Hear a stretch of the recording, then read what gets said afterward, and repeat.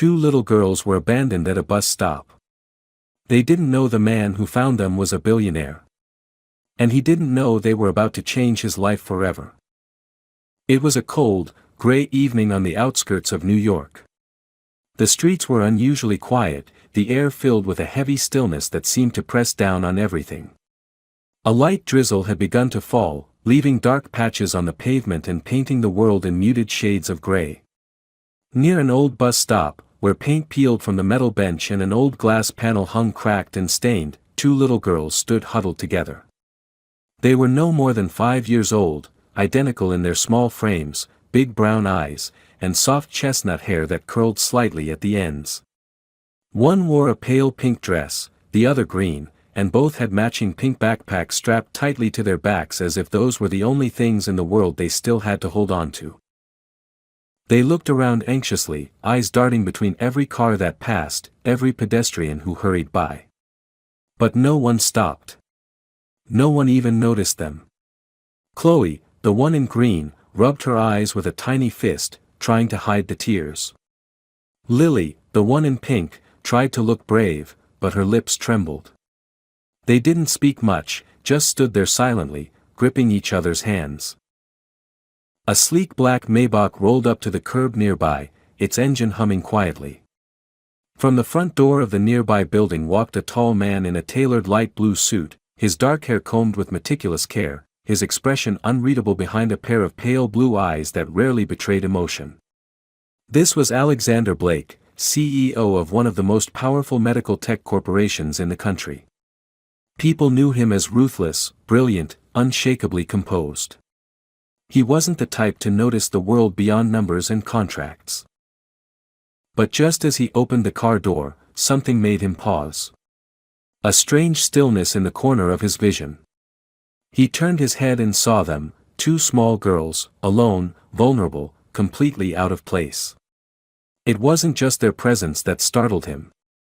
It was the look in their eyes. The kind of look he remembered from his own childhood. The look of children who had already learned too much about pain. He closed the door slowly and walked toward them. His footsteps echoed against the wet pavement. "Are you lost?" he asked gently, lowering himself to their eye level. The girls looked at each other for a moment, unsure if they should speak.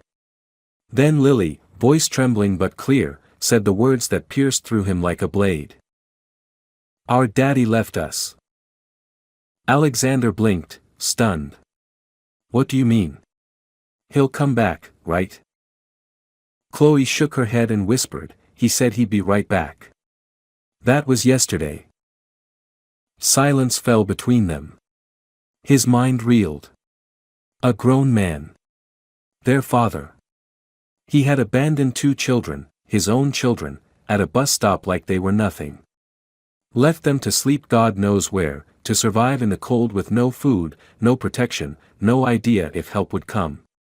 Rage flared inside Alexander, mixing with a deep sorrow that he hadn't felt in years.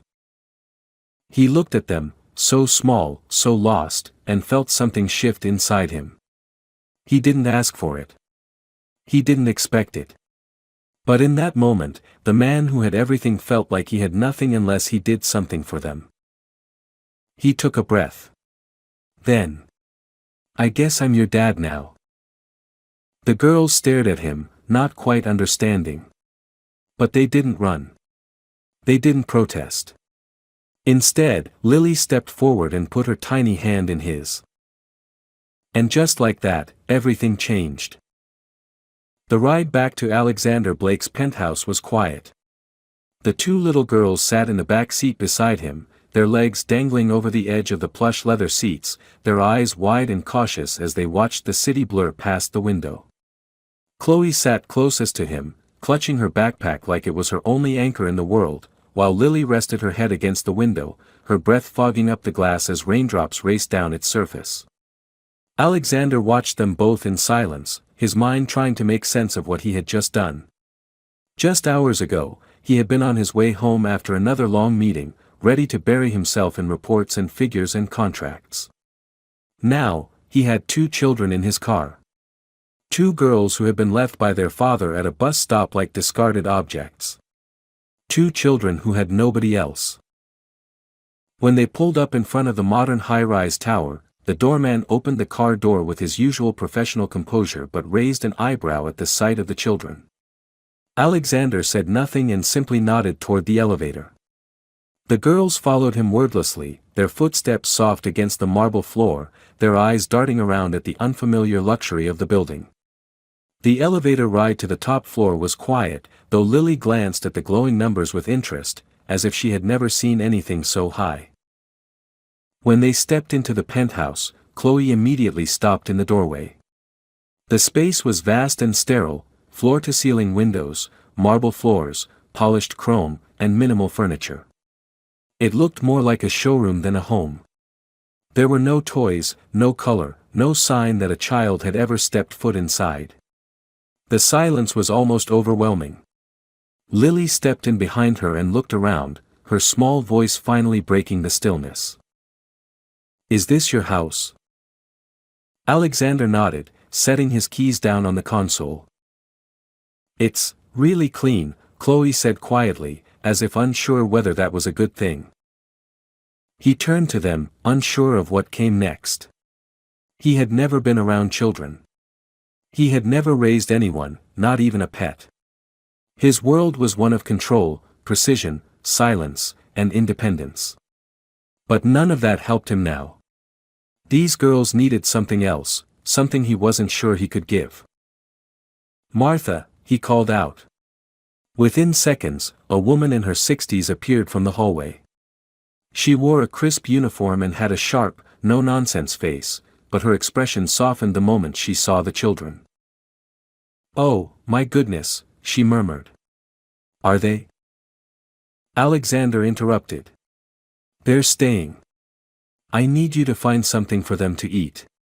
And, maybe something warmer to wear." Martha blinked, then nodded. "Right away." The girls followed her hesitantly into the kitchen while Alexander stood alone in the vast living room. He stared out at the city skyline, a glass of untouched whiskey still on the bar where he had left it that morning. He wasn't sure what he had expected. Gratitude? Relief? Some magical feeling that would assure him he was doing the right thing?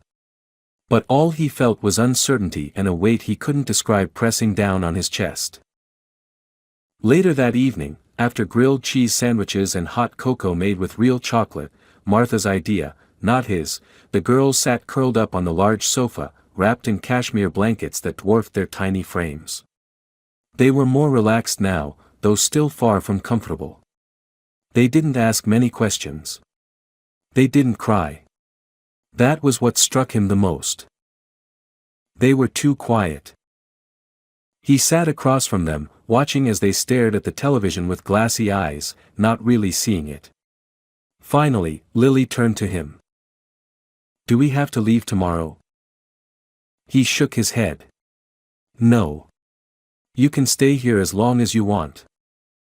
Chloe looked up. "Even forever?" Alexander hesitated.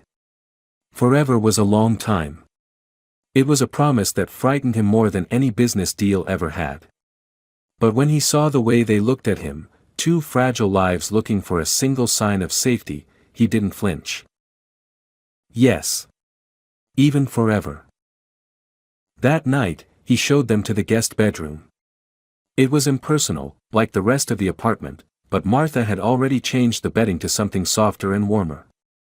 She had even found a stuffed animal in the storage closet from years ago, something left behind by a guest's child. Chloe clutched it tightly as she climbed into the bed beside her sister. Alexander stood in the doorway, unsure if he should say something. "Do you need anything else?" he asked. Lily shook her head sleepily. Can you leave the door open?" He nodded. "Of course." Just as he turned to go, Chloe's voice stopped him. "Are you really gonna be our new dad?" He turned back slowly, then walked to the edge of the bed. He knelt down so he was at eye level. "I don't know how to be a dad," he said honestly. "But I'm going to try." As hard as I can. Chloe gave a small nod, then tucked her head under the blanket. Lily whispered a soft, "good night," and the room fell into silence. Alexander stood in the hallway for a long time after they had fallen asleep. He looked around at the cold, lifeless space he had called home for so many years. It suddenly felt wrong. Too big. Too empty. And for the first time in as long as he could remember, he felt something stir in his chest that wasn't pride or ambition or control. It was something deeper. Something painful and beautiful at once. He didn't know where this journey would lead. But he knew one thing. It had already begun. The following morning came slowly, with sunlight filtering gently through the tall windows of the penthouse. For once, Alexander didn't wake to the sound of email notifications or back-to-back calendar alerts. Instead, he awoke to silence, an unfamiliar kind of silence, one filled not with emptiness, but with the faint sounds of breathing, the soft creaking of the wooden floor, and the distant murmur of voices down the hall. It took him a moment to remember everything that had happened the day before. The bus stop. The little girls. The promise he made. Still in his robe, he stepped into the hallway and followed the sounds toward the kitchen, where he found Martha at the stove flipping pancakes, and Chloe sitting at the table, swinging her legs and watching the sizzling pan with quiet fascination. Lily was drawing something with crayons on the back of a printed financial report. She looked up when she saw him and offered a shy smile. There was something indescribable in that expression, hope, maybe, or trust, but it hit him harder than he expected. He nodded back, unsure what to say, and poured himself a coffee. The rest of the morning passed quietly. He cancelled his meetings for the day, something his assistant had never heard him do in 10 years. But Alexander didn't care. There were more pressing things now. As the girls finished breakfast and explored the apartment like cautious tourists, he made a call to his lawyer, Ethan Cole. A trusted partner in both legal and personal matters, Ethan was one of the few people Alexander considered more than just a business associate. "I need to adopt 2 children," Alexander said without any preamble. There was a pause on the other end of the line, then a dry response. "You've been up for less than 24 hours and you already found a way to destabilize your entire life." "I'm serious, Ethan. 2 girls. Sisters. 5 years old. Abandoned. No mother. The father left them on the street. That's unbelievable. I found them myself. At a bus stop. They said their dad left and never came back." Ethan's tone changed. "Are they with you now?" "Yes. And they're staying." "All right. Then I need names, dates of birth, any information they can give you. I'll start the paperwork, but you'll also need to involve Child Protective Services. There's a process, even for you." "I don't care how long it takes," Alexander said firmly. "Make it happen." After the call, he sat down at the kitchen table with the girls. "I need to ask you a few questions," he said gently. "Just so I can help you stay here. Is that okay?" They both nodded. Lily spoke first. "Our mommy died. A long time ago. In a car accident. We lived with Daddy after that." Chloe added softly, "But he was always angry. He yelled a lot. Sometimes he didn't come home." "Do you know his name?" Alexander asked. "Trevor. Trevor Hudson," Lily said quietly. Alexander wrote it down. "And do you remember your birthday?" "May 12th, Chloe said. "We're twins." He smiled a little at the obviousness of the answer and continued. "Do you have any grandparents? Aunts or uncles?" They both shook their heads. "No one ever came," Lily said. "Just us and him." Alexander's chest tightened. He had known pain in his own life, loneliness, betrayal, loss, but he had always had resources, choices. These girls had nothing. Nothing but him now. Within hours, Ethan began gathering information on Trevor Hudson. What surfaced confirmed everything Alexander feared. Trevor had a long record, multiple arrests for drug possession, theft, and one for domestic disturbance. There were no known relatives, no legal guardians on record. The girls were, in the eyes of the system, completely abandoned. Child Protective Services arrived the next day. A stern-faced woman named Karen entered the apartment and sat with Alexander in the formal lounge. She was cautious, perhaps suspicious at first, given the nature of the case. "You understand that this isn't just about taking them in," she said. "There's a legal process. Background checks. Home evaluations. Psychological assessments." "I understand," Alexander replied. "And I'm prepared to do all of it." She looked him over. "You're a CEO. You live alone. You have no parenting experience. Why would you want this responsibility?" He paused for a moment before answering. "Because I saw them. I saw how scared they were, and I couldn't walk away. I don't care if it makes sense on paper. I care that they're safe." Karen's expression softened, just a little. She stood. "We'll begin the process. But it won't be quick." "I don't need quick," Alexander said. "I need permanent." That night, when the girls went to bed, Alexander stood in the hallway and looked at their door. The light was on, the shadows of their heads outlined softly on the wall. He felt something he couldn't name, something fierce and protective and raw. He wasn't sure if it was love yet. But it was something close. He went back to his office and opened a drawer he hadn't touched in years. Inside was a photograph, his own mother, holding him when he was barely older than Lily and Chloe. She had died young. His father had been distant, cold, focused only on business. Alexander had been raised by boarding schools and nannies. No one had ever fought for him. No one had ever stayed. He closed the drawer slowly. He would not let history repeat itself. Not this time. Not with them. Time moved differently after the girls became part of Alexander Blake's life. What had once been a meticulously controlled existence ruled by meetings, flights, contracts, and deadlines now pulsed with a softer, more chaotic rhythm. It was the sound of small footsteps padding across marble floors in the early morning, the echo of high-pitched laughter bouncing off glass walls, and the unexpected shrieks that accompanied spilled juice or dropped crayons. At first, it was overwhelming. His penthouse, once pristine and sterile, slowly began to transform. Pink socks ended up under the coffee table, tiny hair ties appeared in the sink, and colorful drawings filled with smiling stick figures were taped unevenly to his office door.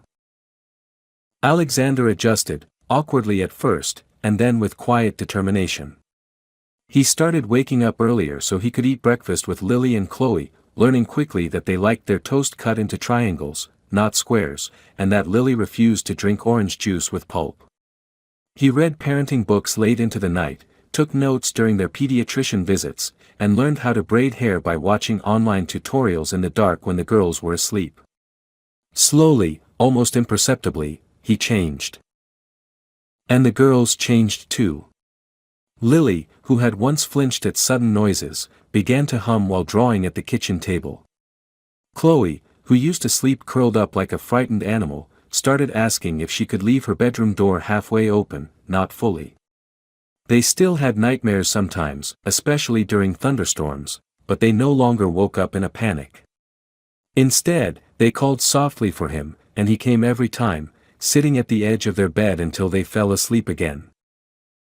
Alexander's staff, who had once tiptoed around him in silence, now smiled openly when the girls raced through the hallways or asked 1,000 questions about the paintings on the walls.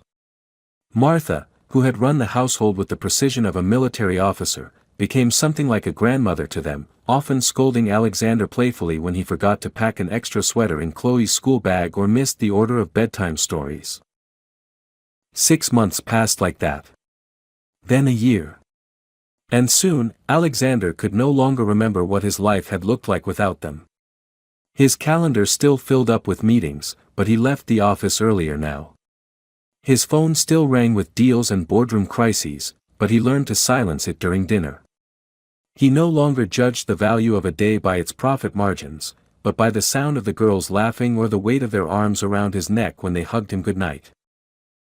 He began to invest not just in them, but in what they had come from. He donated anonymously to shelters and built several new foster care facilities in low-income areas, ensuring that no child abandoned like Lily and Chloe would ever be as forgotten as they were. He visited some of those places in person, something that stunned his business associates and confused the press, but he never gave interviews or explained himself. He didn't need to. Despite all the warmth that had taken root in his home, a quiet fear still lived inside Alexander. It wasn't always there, but it crept up during quiet nights or when the girls brought home drawings of a family that included him in crayon next to them, with the label, Dad. It was the nagging reminder that none of this was yet final in the eyes of the law. The adoption process was still underway. Paperwork, home visits, interviews, everything was moving forward, but he knew it wasn't complete. Somewhere out there, Trevor Hudson, their biological father, still existed. Alexander didn't speak about him to the girls. Not because he wanted to erase the past, but because they never brought him up again. It was as if they had sealed that chapter away in a box too heavy to open. But Alexander had not forgotten. He had people tracking Trevor's whereabouts, not out of vengeance, but out of caution. He needed to be ready, for anything. And yet, even with that shadow looming, life continued. Lily and Chloe started kindergarten at a prestigious private school, arriving hand in hand each morning with Alexander walking between them, briefcase in one hand and Chloe's sparkly lunchbox in the other. The teachers whispered that he was intimidating, but the girls glowed whenever he stepped through the school gates. He attended every parent meeting, showed up to every performance, and even learned the names of their classmates. On weekends, they went to the zoo, rode bikes in Central Park, and baked cookies that always ended up burned at the edges. Chloe liked to paint, often leaving splotches of blue and yellow across the kitchen floor, while Lily had become obsessed with astronomy and insisted on stargazing from the rooftop balcony even on chilly nights. Alexander began to feel something he hadn't felt in decades: peace. Not the kind that came from silence or solitude, but the kind that came from purpose. He no longer questioned whether he had done the right thing that day at the bus stop. Every time Chloe reached for his hand without thinking or Lily fell asleep against his chest, he knew. He wasn't just filling a role. He had become their father. And yet, somewhere deep within, he sensed a storm building. A storm that would test everything they had built. But for now, he let himself rest in the moment, even as he stood at the edge of it, knowing the future could still demand more than he was ready to give. It happened on a Tuesday afternoon, one of those calm, golden days when everything seemed almost too perfect. The girls had just returned from school, their backpacks thudding to the floor as they ran toward the kitchen where the smell of fresh banana bread filled the air. Chloe was telling Martha about her painting project, and Lily excitedly pulled a glitter-covered worksheet from her folder to show Alexander. He had just come home from a board meeting, still wearing his suit, but had loosened his tie and knelt down to see the drawing she held out proudly. Moments like this had become the new normal. Peaceful. Predictable. Happy. And then the intercom buzzed. It wasn't unusual to get unexpected visitors, couriers, building staff, even last-minute consultants, but something about the sound of that buzz made Alexander freeze. He stood up slowly and pressed the security button. A grainy video image appeared on the small screen beside the door. A man stood there, slouched and pale, his hair disheveled and his eyes sunken. He wore a faded denim jacket, stained at the collar, and behind him stood a sharp-eyed lawyer in a pressed gray suit. For a long moment, Alexander just stared. Trevor Hudson. He had changed since the photos from the private investigators' reports, a little thinner, a little more alert, but still carrying that hollow look of a man who had spent years crawling out of darkness. Alexander felt a heat rise in his chest, not just anger but something more primal. Protective. He turned off the screen and strode down the hallway toward the entryway, heart pounding, jaw clenched. He opened the door only halfway. Trevor didn't hesitate. "I'm here for my daughters." There was no apology in his voice. No humility. Just a claim spoken like a right. Alexander's eyes narrowed. "They're not yours anymore." Trevor's lawyer stepped forward. "Mr. Blake, this is a formal notice. Mr. Hudson has completed a rehabilitation program, secured stable housing, and is now seeking to regain custody of his children. We are prepared to file a petition through family court." Alexander stepped fully into the doorway, squaring his shoulders. "You abandoned them at a bus stop." Trevor's jaw tightened. "I was sick. I was lost. But I've changed." Alexander didn't raise his voice, didn't shout, but the words he spoke came with such sharpness that they cut through the air like glass. "You left 2 5-year-old girls alone for 2 days. No food. No shelter. They could have been taken. Hurt. Killed." Trevor looked away, and for a flicker of a moment, guilt cracked through his expression. But it vanished just as quickly. "They're my blood. I have a right." "They cried themselves to sleep for weeks," Alexander said coldly. "They still wake up afraid sometimes. You weren't a father, you were their trauma." The lawyer cleared his throat. "We'll let the court decide." Alexander slammed the door without another word. That night was heavy. He didn't tell the girls. He didn't want to see fear in their eyes again. He just sat in his study long after they had gone to bed, a single lamp casting a pool of yellow light across the paperwork in front of him. His hands rested on the official adoption documents, still incomplete, still tangled in bureaucracy. Ethan, his lawyer, had warned him of this possibility, that if Trevor reappeared during the process and proved rehabilitation, he could contest parental rights. The law didn't always care about love. It cared about bloodlines and loopholes. Over the next few days, everything began to shift. Meetings with legal teams stretched into the night. A court date was set. Martha kept the girls distracted with stories and baking projects, while Alexander spent every spare moment preparing. He wasn't just fighting to keep them, he was fighting for their safety, their peace, their entire future. When he finally sat down with them to explain what was happening, it was a quiet Saturday morning. He gathered them on the couch, each sitting on either side of him, their small hands in his. "There's something I need to tell you," he said gently. "Your father, the man who left you, is trying to come back."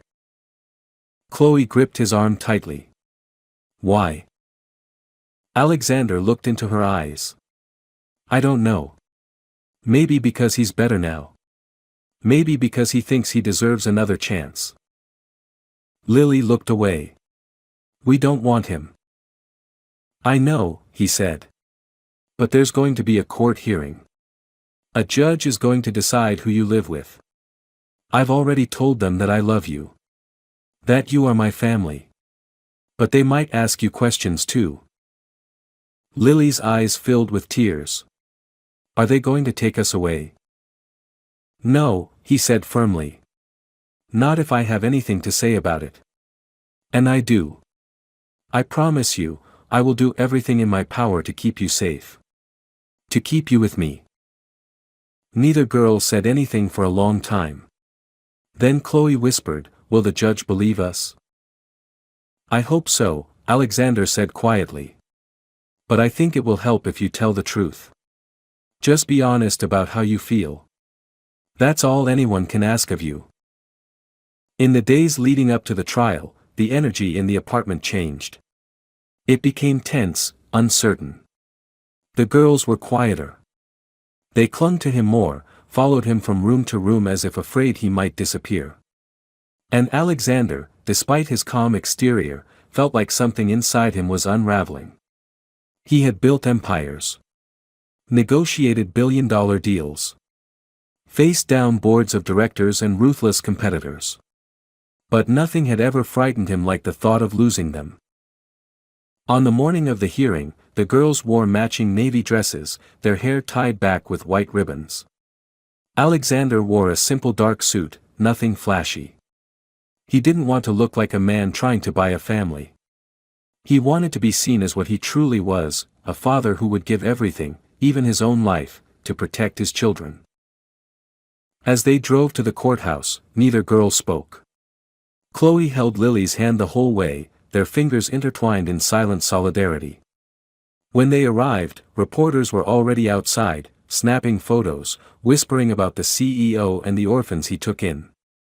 But Alexander ignored them. He walked with the girls between him, one hand resting protectively on each of their shoulders. Inside the courtroom, everything felt cold and formal. The judge, an older woman with silver hair and tired eyes, called the room to order.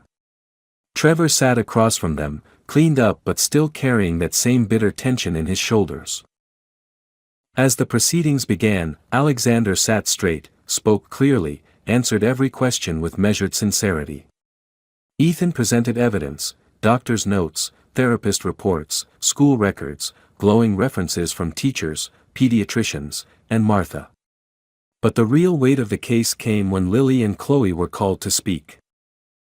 They entered the witness room nervously, sitting side by side on the small bench. Chloe looked at the judge first and said, with a trembling voice, "We don't want to go with him. He left us. He said he was coming back and never did. We waited, and we were so cold." Lily took a breath and added, "We were scared all the time. But then Mr. Blake came. He made us feel safe. He reads us stories. He holds our hands. He never leaves." The courtroom fell silent. Even Trevor didn't move. And somewhere, deep in Alexander's chest, a flicker of hope bloomed. They weren't just defending him. They were defending their home. Their family. Their right to never be abandoned again. The courtroom was still when the girls finished speaking, their small voices lingering in the air like echoes of something too fragile to touch. For a moment, no one moved. The judge remained silent, her eyes fixed on the twins, her expression unreadable. Alexander sat frozen at the table beside his attorney, his hands clenched tightly in his lap, willing himself not to show the storm inside. He wanted to run to them, to hold them, to tell them it was over, but the law didn't move on emotions, it moved on process. The judge gently dismissed the girls from the room, assigning a court-appointed aide to escort them to a quiet space down the hall where they could wait.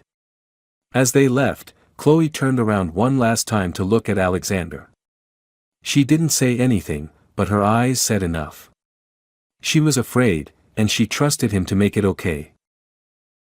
The rest of the proceedings blurred together into a haze of testimonies, counterarguments, and evidence submission.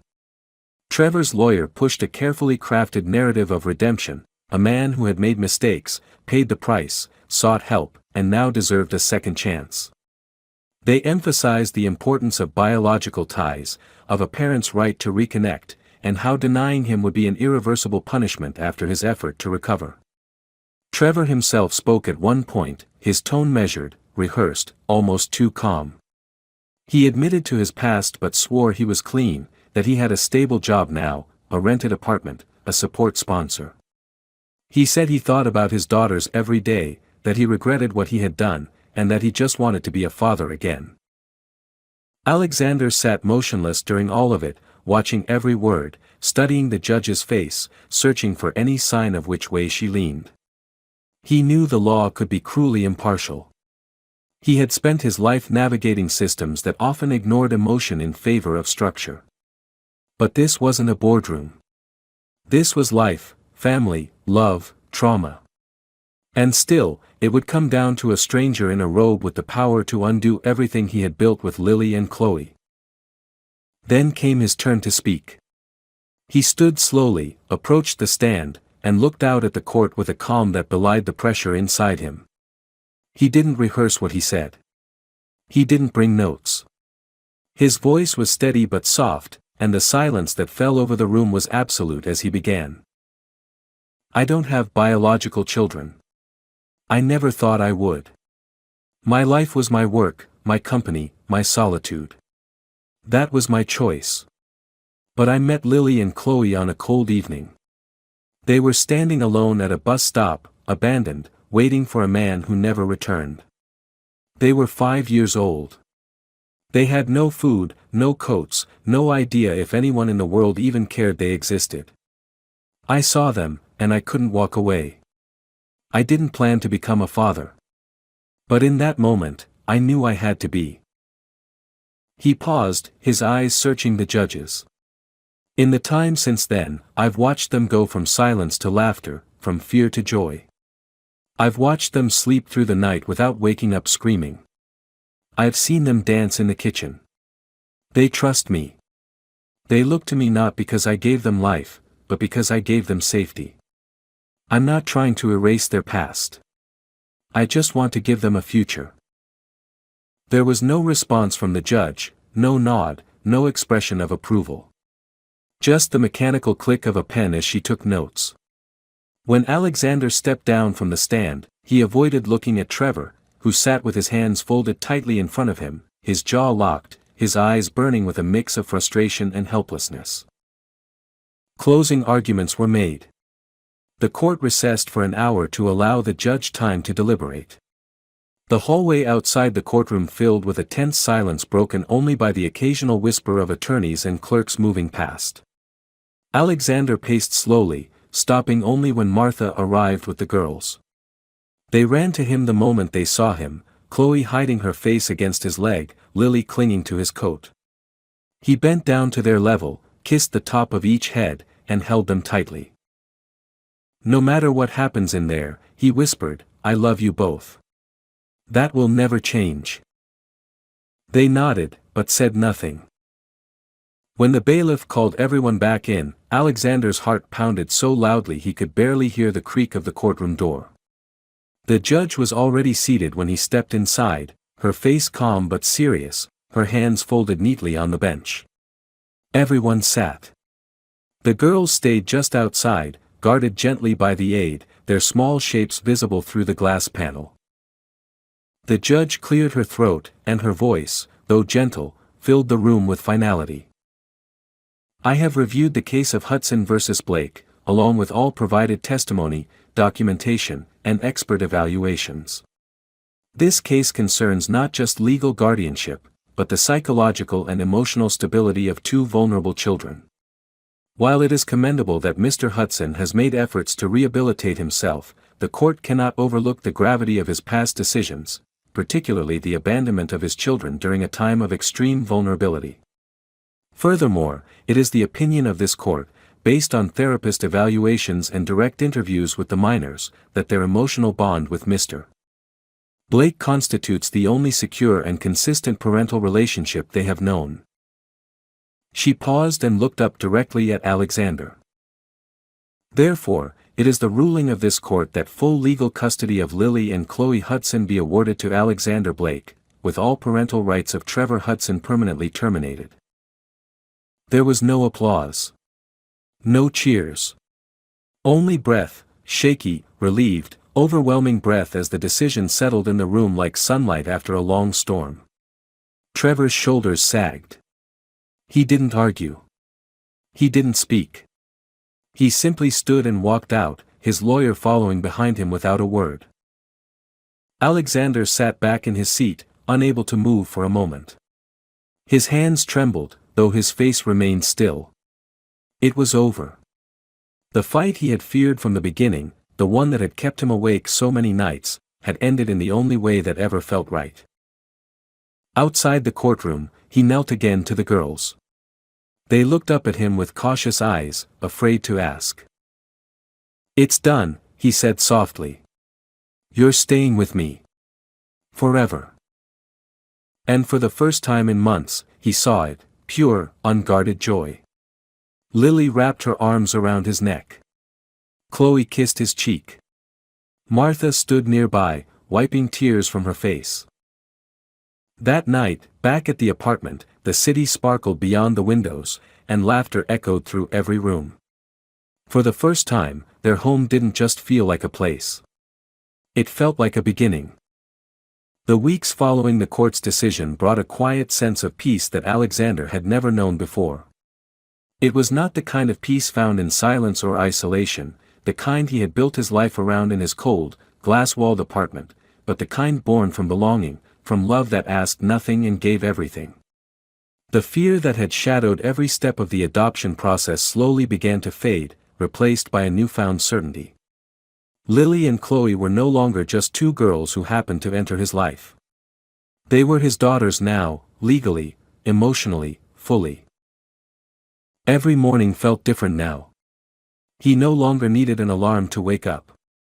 The sound of tiny footsteps running down the hallway or soft giggles outside his bedroom door was enough. Lily had taken to drawing morning notes for him, leaving crayon-scribbled hearts and stick-figure families taped to his coffee cup before school.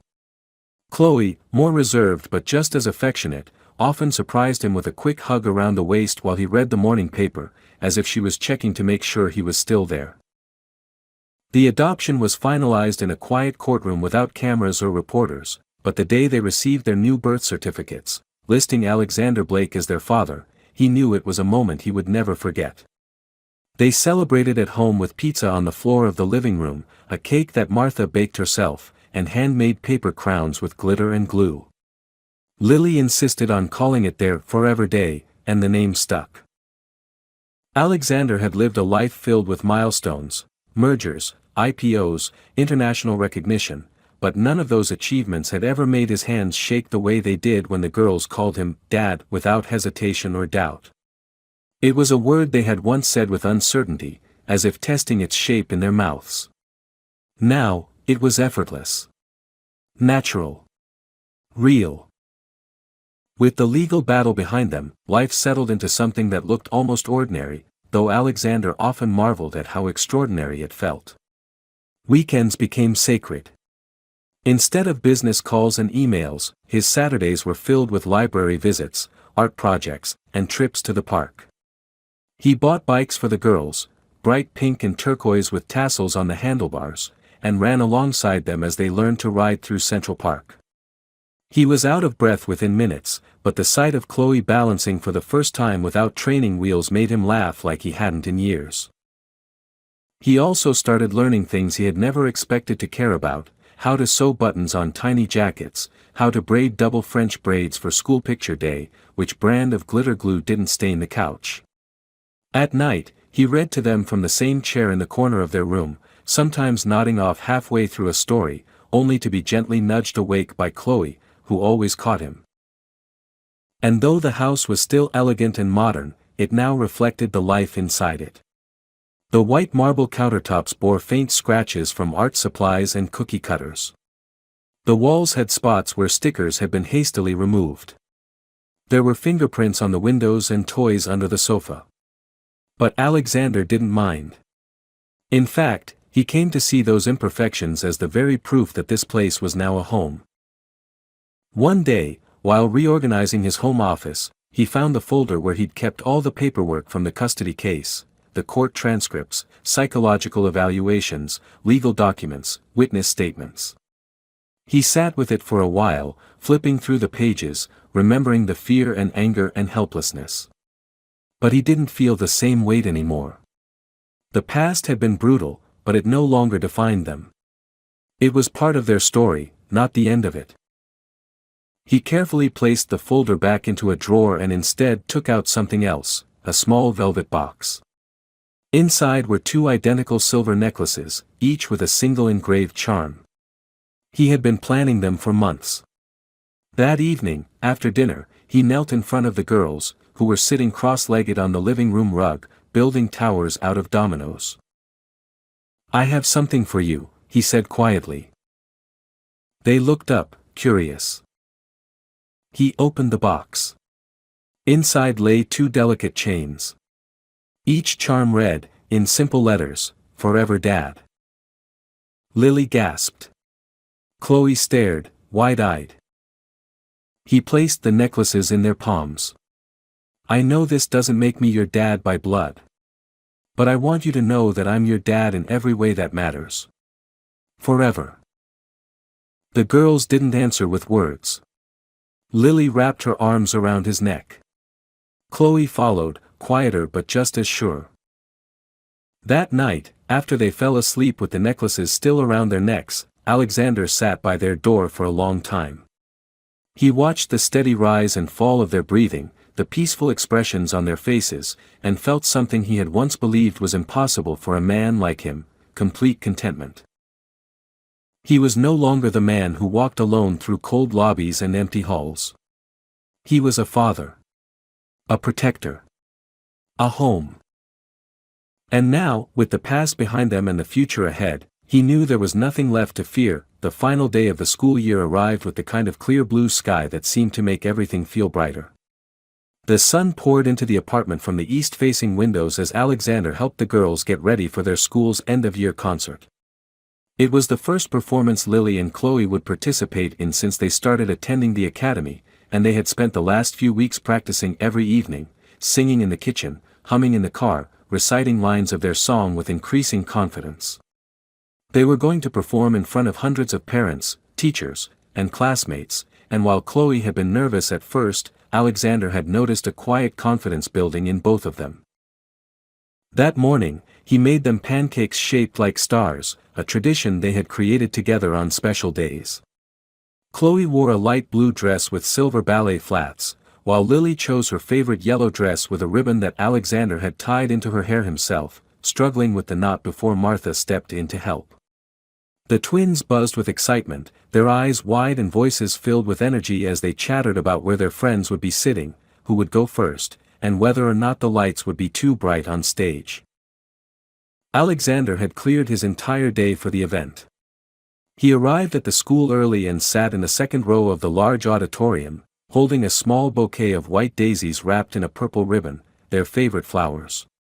He wore a simple suit, nothing flashy, just something respectful and formal enough for the occasion.